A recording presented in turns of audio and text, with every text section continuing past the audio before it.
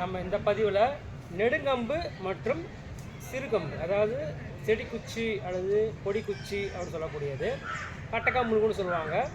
சின்ன ஸ்டிக் வச்சு செய்கிறதும் ஒரு பெரிய கம்பு வச்சு தாக்கக்கூடிய முறையும் நம்ம எப்படி தடுக்கலாம் என்பதை மட்டும் பயிற்சி பண்ண போகிறோம்.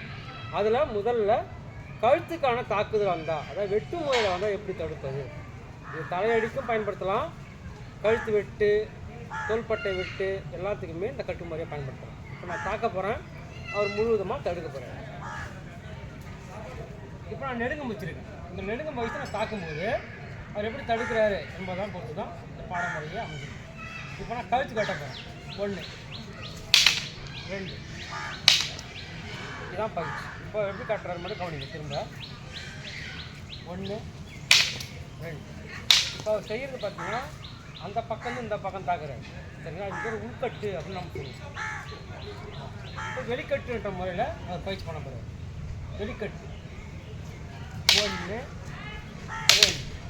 வலது கையில் வெளிக்கட்டு, இடது கையில் வெளிக்கட்டு. தாக்கும் முறை மட்டும்தான் நான் செய்கிறேன், அது தடுமுறை மட்டும் தான் செய்கிறேன். அவர் தாக்கக்கூடிய முறையை நான் தடுமுறை செய்யலை. இது பயிற்சி 2. திரும்ப 1 மற்றும் 2 பாருங்கள். வெளிக்கட்டு உள்கட்டு, அதாவது உள்கட்டு வெளிக்கட்டு எப்படி வேணால் செய்யலாம். உள்கட்டு செய்யலாம். 1 2 பயிற்சி 1. பயிற்சி 2 வெளிக்கட்டு 1 2. இது கழுத்துக்கோ அல்லது ஷோல்டருக்கோ வரும்போது தாக்கக்கூடியது, தடுக்கக்கூடிய முறை. தலைக்கு வந்தாலும் அதே தடுக்கணும். உதாரணத்துக்காக நான் தலைக்கு செய்கிறேன். தலைக்கு உள்கட்டு செய்யுங்க. 1 2 அவ்வளோதான். பயிற்சி திறமை இருக்கும்போது பயிற்சி பண்ணுவீங்க. இப்போ அடுத்தது இப்போ 2 கம்பு வச்சு அவர் தடுக்க போகிறாரு. நான் ஒரே ஒரு கம்பு வச்சு தாக்க போகிறேன்.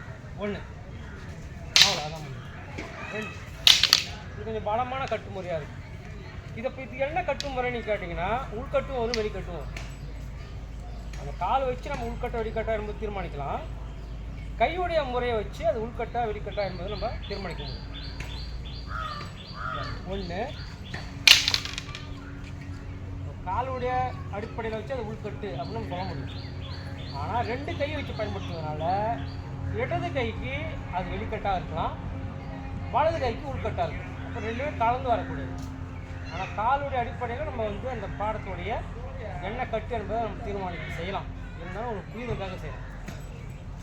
2 முதல்ல பயிற்சி பெறக்கூடிய உள்கட்டு வெளிக்கட்டு 2மே கலந்து வருது அப்படின்னு கூட நீங்கள் நினைவு வச்சுக்கலாம். வலது கை மற்றும் இடது கை. திரும்ப கொண்டு 1 2.